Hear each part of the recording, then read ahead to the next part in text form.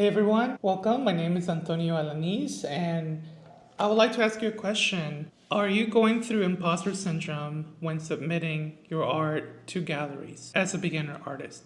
So, if you are, I welcome you to watch this second video in my series 12 Steps to Exhibiting Your Work in Galleries as a Beginner Artist.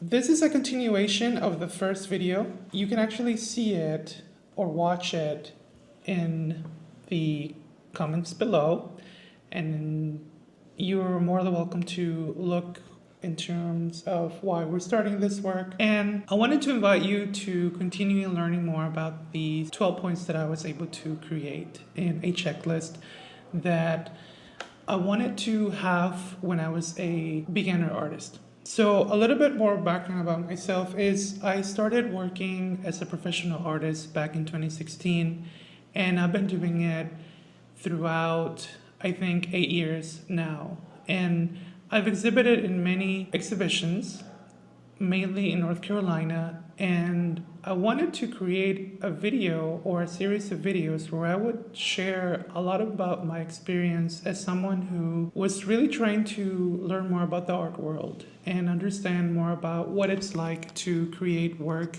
and where it can go in spaces like these, because I know that the art world is full of so many controversial things, and I won't be talking about those controversial things here. You can watch them in many videos that are available in YouTube right now. But I wanted to essentially cut through a lot of the noise that I've been able to listen in these videos, and also provide with some steps that can hopefully allow you as an artist essentially accelerate that learning curve. Because let's face it, exhibiting in galleries can be a lot of work. It can be a lot of misinformation and then just lack of resources of where to turn into. So with this series, I wanted to essentially show my experience as someone who has gone through this world and someone who continues to exhibit, and create essentially a map for beginner artists looking to exhibit their work in galleries. So if you remember the first video in this series, there was really an introduction. I talked a lot about imposter syndrome. So today's topic would be imposter syndrome. And imposter syndrome is a huge roadblock, and it was a huge roadblock to me when I was beginning to exhibit in galleries. I want to first define what imposter syndrome is so that we can start with the definition.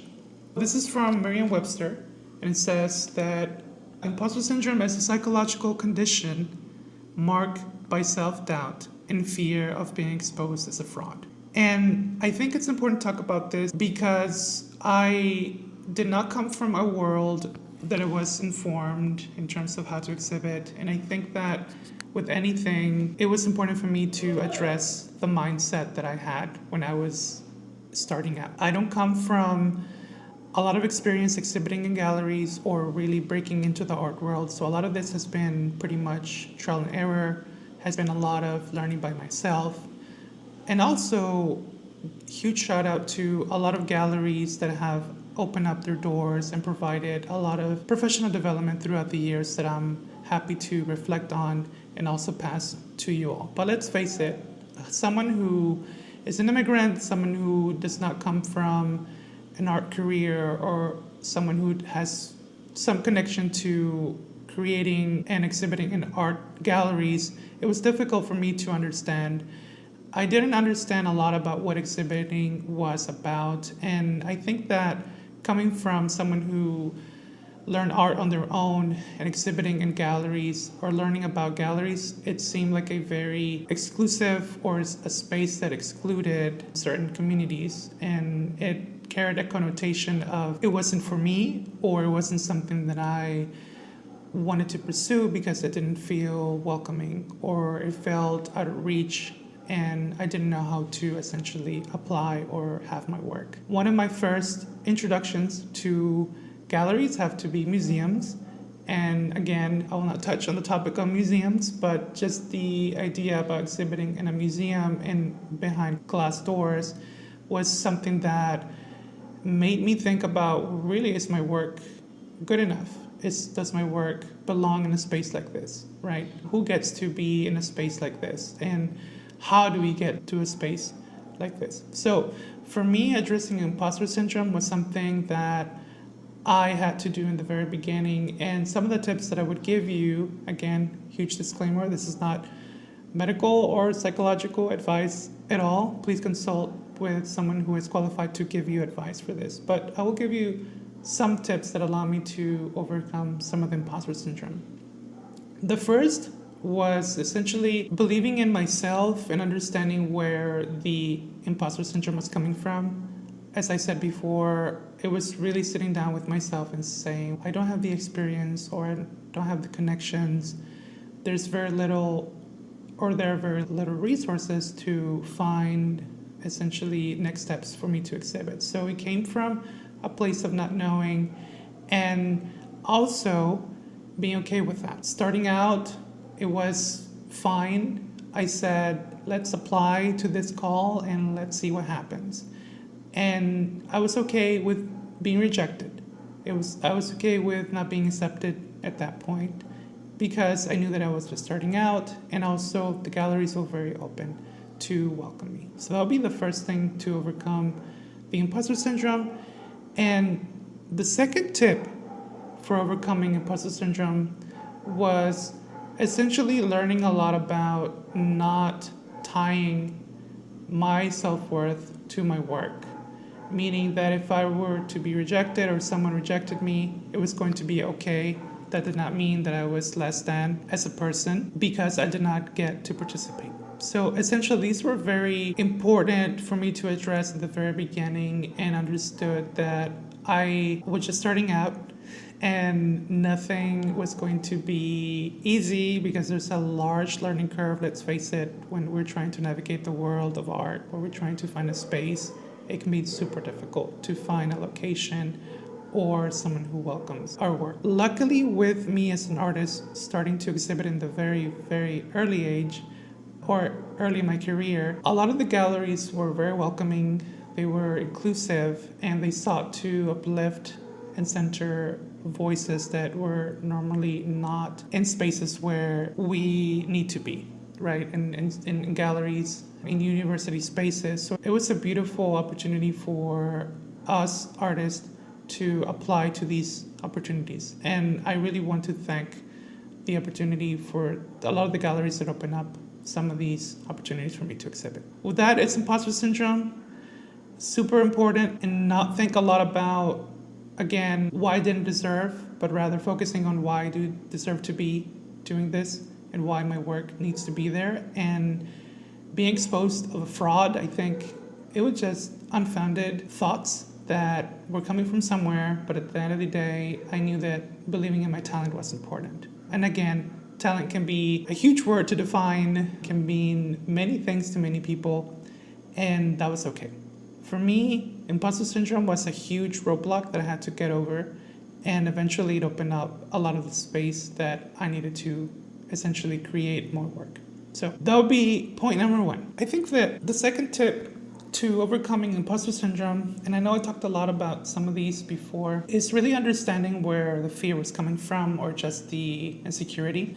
As I said previously, this would lead to point number two, which is really, it was something new for me applying to galleries, and it was time for me to step back and say, okay, where is this fear or insecurity coming from? Again, addressing that it's okay for us to apply to things and not being 100% confident, because let's face it, when we are doing something, or at least in my experience, when I'm doing something new, I don't feel extremely knowledgeable about it. I don't know a lot about, let's say, if I were to fix something electronic or do something that I've never done in my life, that is a feeling of being out of water, right? As a fish out of water. And I think that there are a lot of factors that are impacting my understanding of applying to new things or doing new things. And again, I wanted to create this checklist so that all of us would have some sort of guide for us to apply and being okay with that. So I think that when we are applying to galleries and really looking at a new opportunity, it's okay to be fearful of the unknown. It's something new, it's something that we've never done. And that may create some anxiety, and the anxiety comes from unfamiliar territory. Think about all the things that you've done in the past that despite the fear or the anxiety or anything else, you prevail, you push through. That was something that really helped me understand it's okay. Right now, I may feel uncomfortable. Right now, there's a lot of learning. I feel like I'm being stretched. But I think that what really helped me is that with growth, there was discomfort. There was a lot of things that were happening. And I just didn't know, right? Because there was not just about applying, but it was really understanding about writing, about documenting the work, and so many other things. So again, that insecurity came from lack of experience, not applying to galleries before. And I think that not having the understanding or the knowledge can be paralyzing. Let's think about it. When I was learning how to ride a bike, it was scary.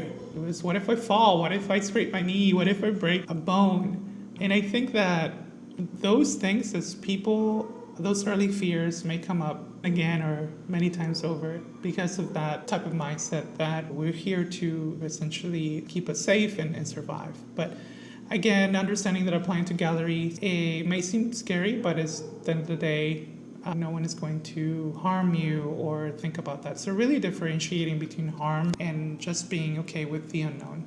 I had a lot of doubts, I had a lot of questions, but for me, what's important was that I took the first step.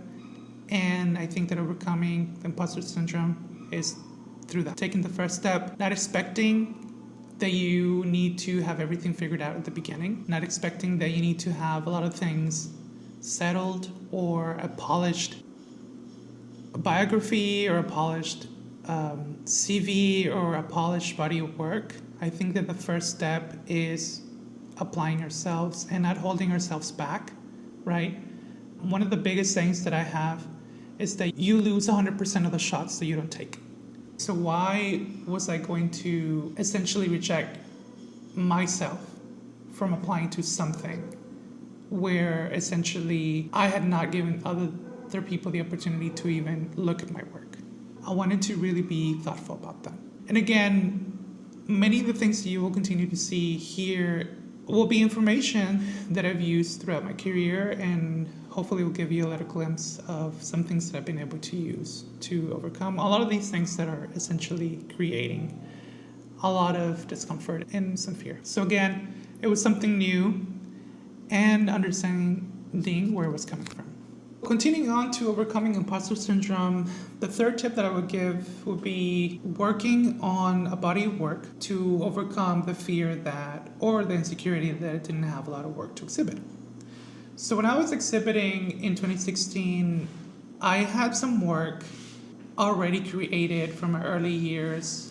In my early years, middle school to high school, and college. Pre-college, I did a lot of work for myself, and it was a lot of experimentation. It was a lot of thinking about what kind of work that I want to create. And it was, I want to say, some were original work, others were copies of other people's work. And I didn't have a lot of a personal voice because I was just growing up and was learning about this kind of work. But again, that could be another video. But when I was in college, I did some pieces, and not a lot of that material was original to me. Some was, I think it was decorative work, but it wasn't until graduate school that I began to take more of a focus on social issues and causes that were important to me. And I think that allowed me to create more work that was aligned with the types of calls that I was doing. Again, I give you that trajectory so that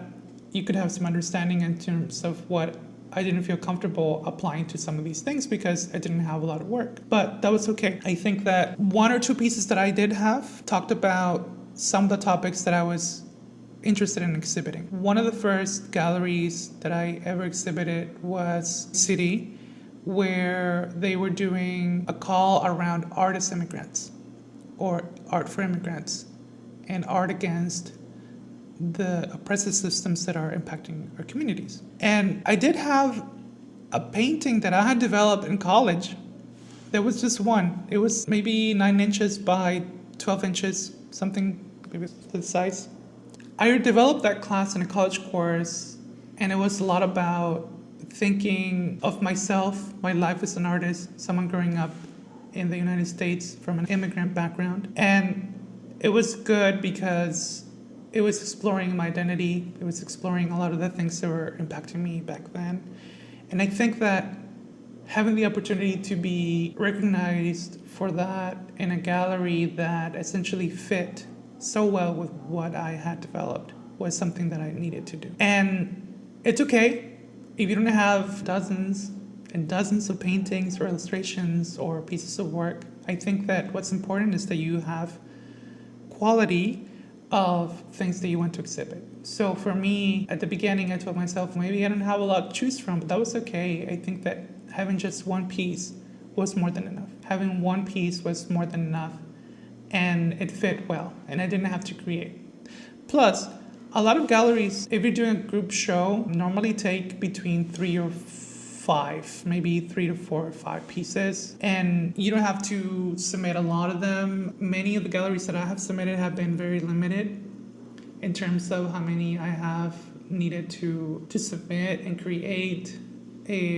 Of course, if we touch on individual shows or solo shows, that would be more than 5. That it needs more, at least 20 from my experience. And I'll tell you more about that in another time. I think that what's important for me is not being scared or afraid that I had very little to exhibit. I think that what mattered was that my work was beginning to take shape. I think that I myself as an artist was gaining consciousness. I was creating and responding to what was happening around me through my work. And I think that resonated a lot with the people that accepted me into the gallery exhibitions. And that was important for me to know that people were there to support. Again, we'll touch on creating a portfolio or a way to document your work, but I think that what's important here is to pick the work that best suits you, the work that best represents you, the work that best talks about a lot of the things that you stand for. Think about that. What is the work that I want to exhibit? You may be new to this. You don't have to have everything figured out. You can just have a couple of pieces, at least that are strong and can apply. So point number 4 with not having an art style, right? How do we overcome imposter syndrome? So with this one is having an art style, but being okay with not having one in the beginning. I think that I was a little bit harsh on myself, and I think it's a question that comes up a lot in terms of how do I define my voice? How do I know what I like?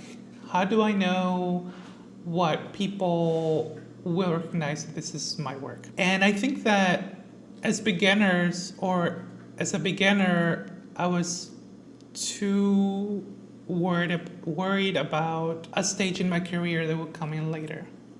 As I said before, a lot of my early work were copies or thoughts about other people's work, and I didn't have the opportunity to develop the style because of this kind of practice.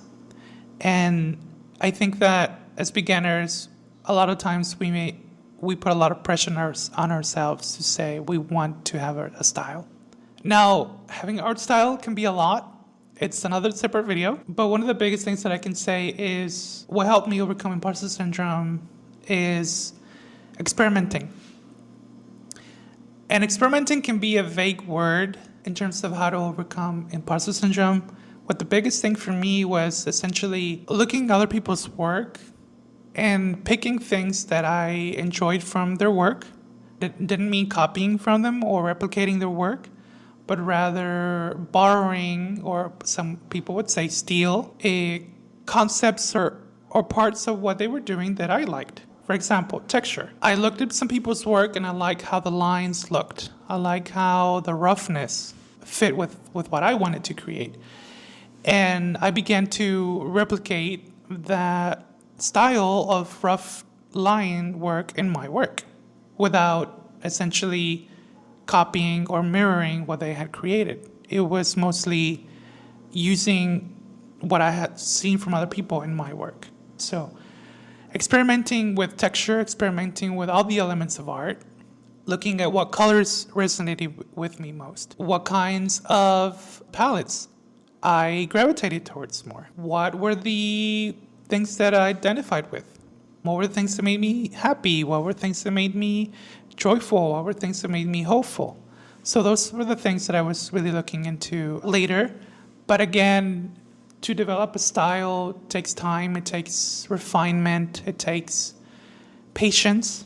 And I think that patience is important in this work, and not having a super rushed expectations of ourselves, but really looking into all the things that we enjoy, looking into what inspires us, what kind of work do we like to see, what kind of opportunities and themes or topics will help us find our voice. I think that's important. A lot of artists do self-portraits because there's a story that they want to talk about. For me, I really resonate a lot with figurative art, where I can place a person and talk about their story. Art is storytelling. And I really enjoy talking about the immigrant experience. I really enjoy talking a lot about things that are impacting our communities, things that are creating things for us and allowing us to live a happier, healthy life. So what I am saying right now, I didn't know or talk about when I was starting in 2016. I talked about identity, and that was part of where I am right now, right? 8 years later. And that was okay. So again, thinking about art style really reminds me a lot about having an artist statement. And I'll talk more about artist statement later. And I do want to say that I want to keep everything or this information very well in tune with what we're going to need to continue to apply for galleries as beginner artists. So I highly encourage you to look at a checklist that I have created for you all. And this checklist is very helpful in ways of how it provides and breaks down a lot of these things in a way that allows us to apply and feel a little bit more comfortable when applying to galleries. And this checklist you can see in my website. It's called 12 Steps to Exhibiting Your Work in Galleries as a Beginner Artist. And the beauty about it is that I've made it succinct. It's less than 20 pages, and it provides a checklist that will help us and remind us about things that we need to keep in mind, and also think about some workbook questions. And when I say workbook, these are questions that allow us to add our perspective and our thoughts to this checklist, so that again you can personalize based on the steps that I have provided.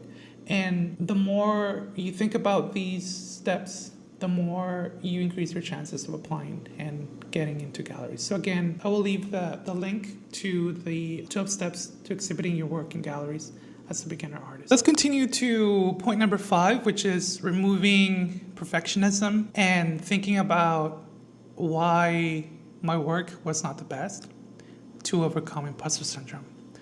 So I think that for me, having imposter syndrome was not believing in myself or believing in my work, because it was hard to apply and I didn't know how to apply. And I think that with perfectionism, I wanted to exhibit the very best that I could. But as I found later in my life, is that the more I strive for perfection, the farther I am from it.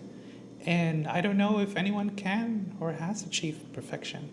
Being okay essentially with mistakes, being okay with not having everything figured out, being okay with not expecting 110% when we're just starting out, because we're just starting out, right? I think that perfectionism can be, and it has been, a hindering force in my development as an artist. And one of the biggest things that I've learned about as an artist, and maybe you've seen some of this before in other videos, but I talk a lot about letting go. I talk a lot about being okay with not being 100% perfect. I talk a lot about leaving the piece of work where I think it's okay. Always doing my best, and the best can be different in different times of my life. The best can be different when I'm tired. The best can be different when I am happy and excited and energetic. My best can be different when I'm doing things that are hard. My best can be different when I am going through a difficult part in my life, but I need to do them. And being okay with that kind of work. Being okay with not submitting 100% all the time because I could give only 70%. And being okay with they were not perfect. that I was not perfect. So again, the biggest thing would be to accept imperfection, that no piece of art will be ever perfect. We can always work it and work on it and work on it and work on it some more until we find the best angle, the best texture, the best proportion, until we find the very best or the perfect idea of what we want to exhibit or create. Again, even if you don't feel that your work is the best, it's okay. Again, do not deny yourself the chance to apply for things. Do not. Let other people do that for you. We can talk a lot about that, what that means, but do not deny the chance yourself. Give other people the chance for that. And again, there are other ways of overcoming that. Maybe not overcoming, but thinking about it and addressing that. Again, perfectionism is and was not my friend. It was a lot of thinking what I needed to do with very high standards. And let's talk about standards too. I think standards fit very well with perfectionism, with we want the best. We want people to know that the quality of work that we produce is always high. But like I was saying, the best is not always the best at all times. I think that perfectionism can deny a lot of us from growing and from reaching a point where we are okay with growth. I think that for me, what was most important was that I knew that I was doing the best that I could with the abilities and the resources that I had at the time. And I did not expect myself more because I just couldn't. So what has allowed me to overcome imposter syndrome was shifting from the mindset of perfection to continuous improvement. So meaning, even if my work is not good right now, or maybe if my new technique that I'm exploring is the best that I've seen from other people when I've seen their work in galleries or exhibitions, it's okay. Let me tell you, when I was starting out with my iPad, when I was starting my work as a digital artist in Procreate, I wanted to produce the best illustration possible that I could. But what ended up happening was that it didn't allow me to create that because I didn't have the abilities to do that. And again, that can be subjective. And I was just starting out in about 2018, 2019 in digital artwork. And I think it wasn't fair for me to have high expectations because I didn't know how to use the program. I didn't know how to use Procreate as I could because I was just starting out. And I think a lot through analogies when I was driving or learning how to drive. A lot of the work was known to me because I didn't know how to move things or what things meant. So that comes with practice, that comes with understanding, that comes with knowledge. So again, improve continuously. Pick something that you want to grow on, and I think this could be another thing later that we can all explore.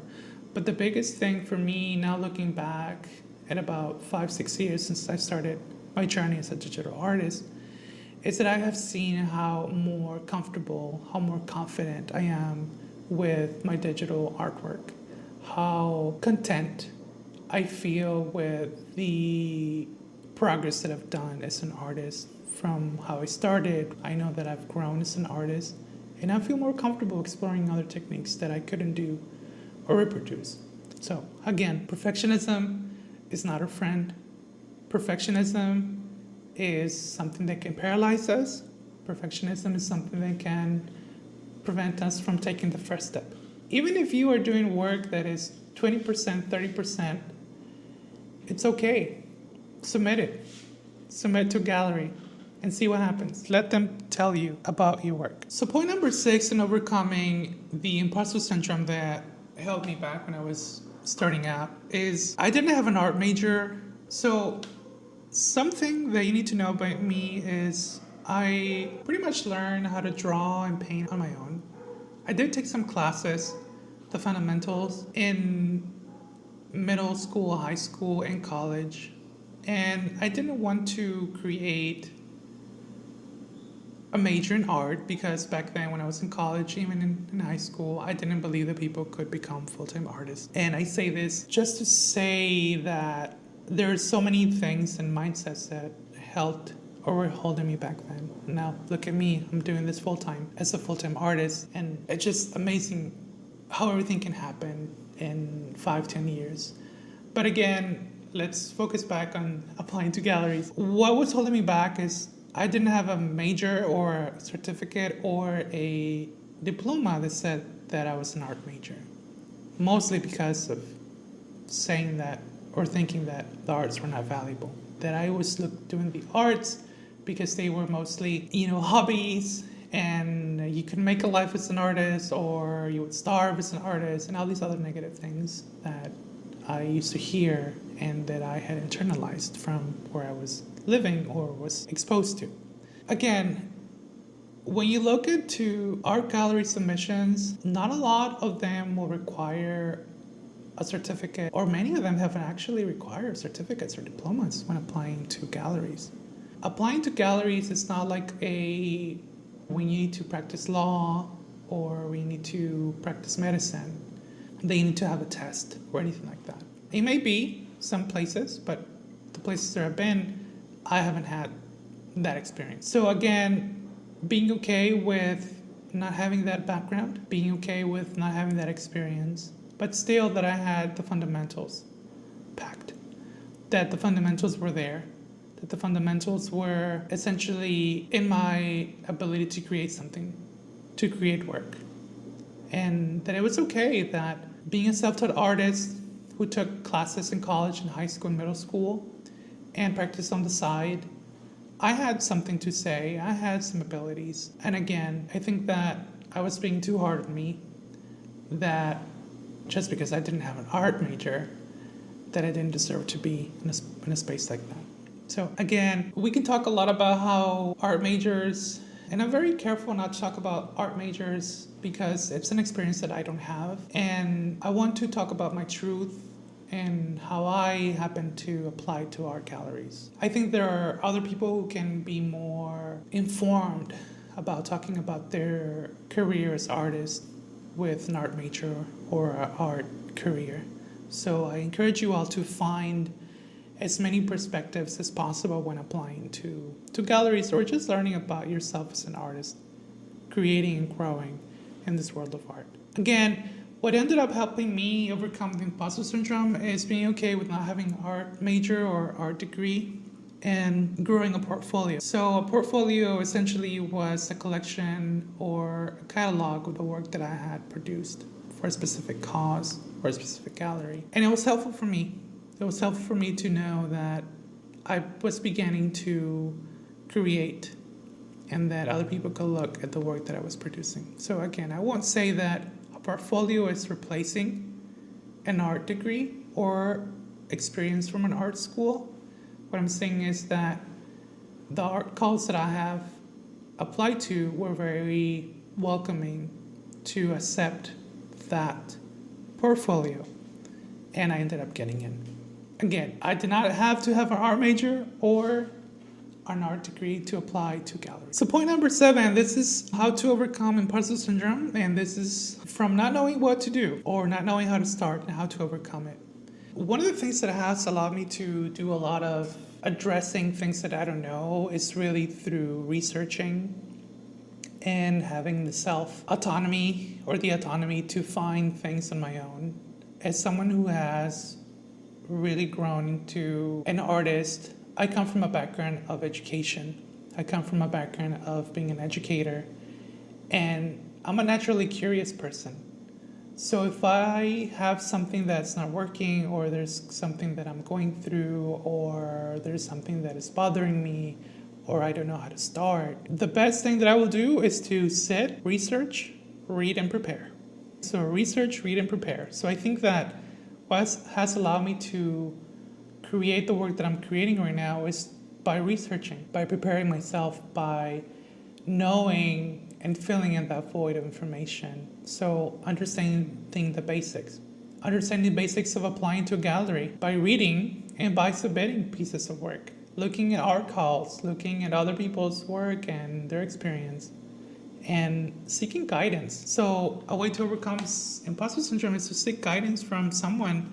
I'm very lucky that I have worked with many experienced artists that were older than me, 15, 20 years older.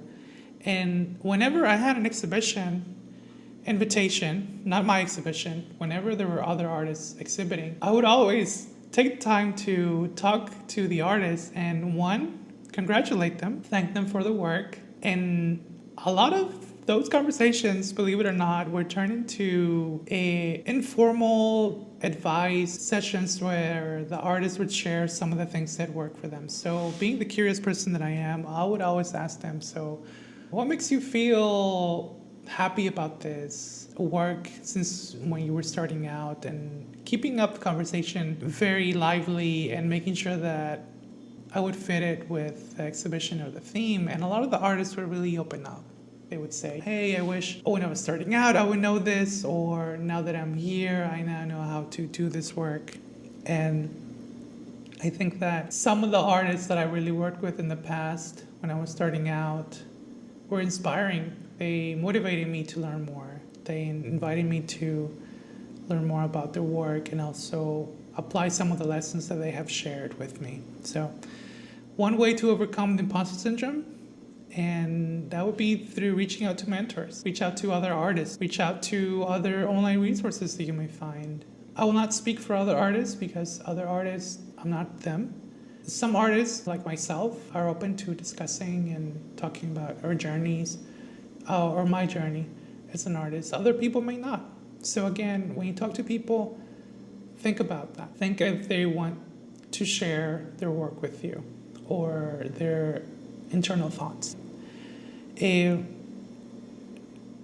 want to repeat, make sure you get this checklist, the 12 steps to exhibiting your work in galleries as a beginner artist. It will be helpful to continue to do this work. So point number 8 on how to overcome imposter syndrome is untying my personal self-worth as a person from my work.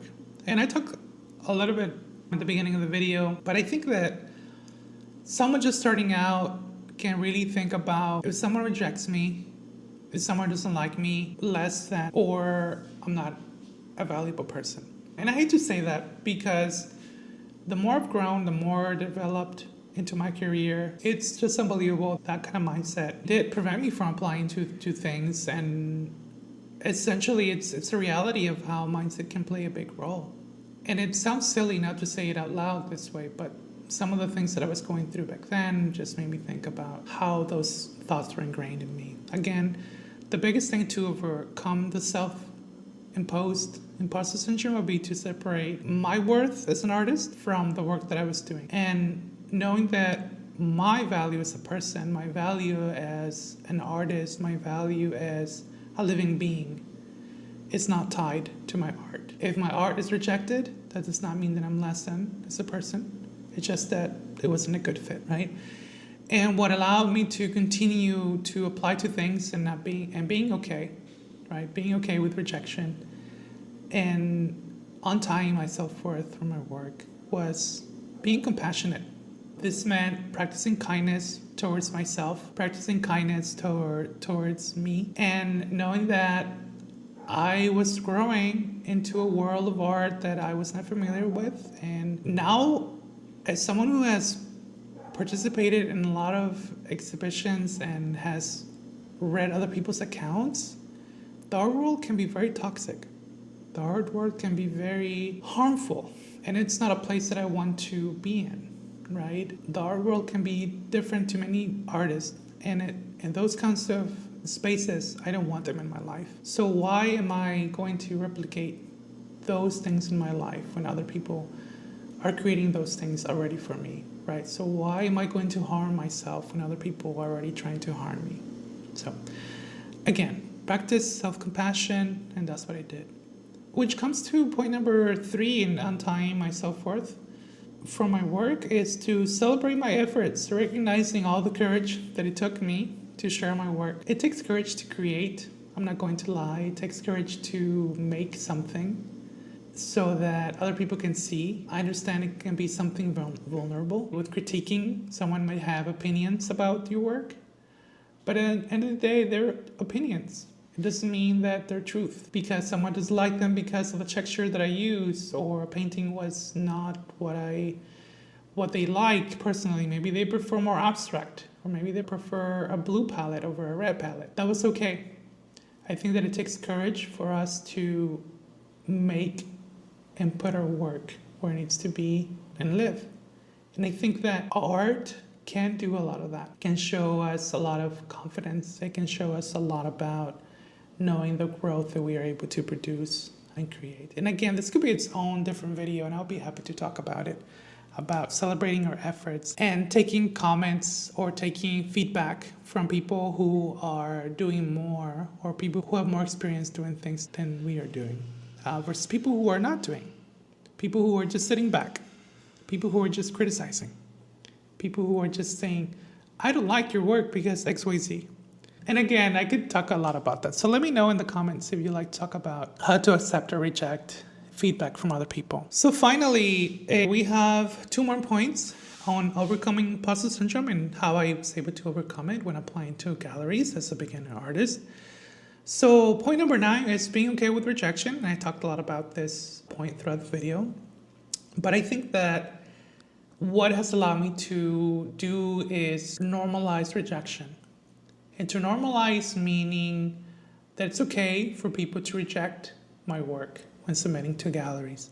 As I said, rejection is not tied to how valuable you are as an artist or how valuable you are as a person or anything like that. I think that rejection is part of the artistic process.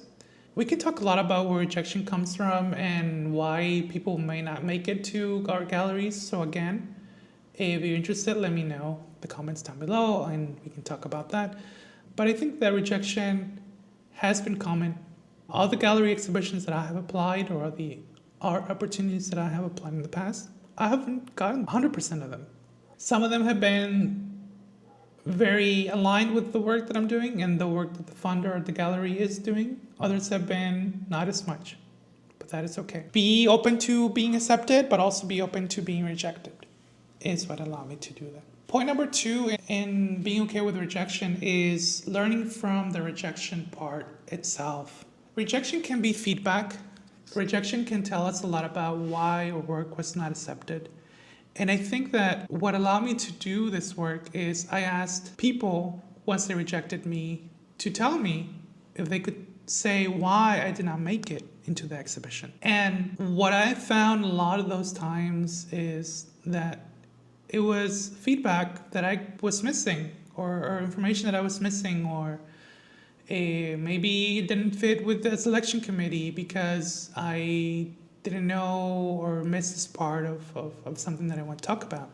So I was able to use that information to improve my future work and allow me to open up my eyes for other things that I was not paying attention to, or again, I was not aware and I was just learning. The best thing that I could say is to reach out to the galleries and say, hey, I understand my exhibition call or submission was not accepted. Is there a way that you can tell me why this was? And maybe say something like, I would love to use your feedback for future work submissions, if that's okay with you. And you can say something like, I understand that you're busy or you're going through a lot of things right now with the exhibition organization, but let me know if a quick call is something you can provide.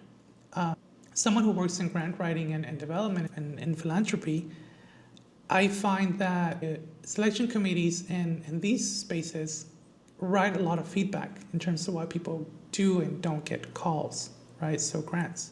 Ask maybe if the selection committee had anything that they can share, any written feedback when they were looking into your application, right? Again, it's about learning from the rejection and learning to move forward, developing the strength to being okay of not being accepted and just keep going and being persistent. Not letting it hold you back, but rather use that as a lesson. Again, everyone, so we have made it to the end of the video, and I want to encourage you all to continue to think about all the steps that I provided in this series up to this video and more videos that are coming. Exploring my art exploring my life as an artist and how we can learn more about exhibiting our work in galleries as beginner artists. And before we leave, I do want to tell you that this checklist is available for you all, and it can bring some and a lot of value on how to essentially create the next steps for you as an artist to exhibit in this process as you're a beginner. Again, what you can expect is 12 points that will guide you and tell you some steps that have worked for me. And the guide is very small, but just because it's small doesn't mean that it's less important. The guide or the checklist is succinct, and it gives you the appropriate or adequate steps for you to feel more comfortable when applying to galleries and hopefully increase your chances of getting there. So again, I encourage you all to download and look at this guide. And also in this video underneath, you can see that I have provided the 12 steps to exhibiting your work in galleries as an artist who is a beginner. And again, don't let this hold you back. Keep going. You got this. Everything will be okay. I want to thank you all for staying to the end of the video. I want to thank you all for your time and also remind you that we are people of value, that artists have so much to give. I encourage you all to be kinder to yourselves, be kinder to other people, and be more compassionate. Let's continue to make the world better through our own actions, as much as we can, of course. And again, thank you all so much. I encourage you to follow me at Antonio Alanis Art on Instagram, or follow me in other social media platforms. You can find more information at antoniolanisart.com. So see you all until next time.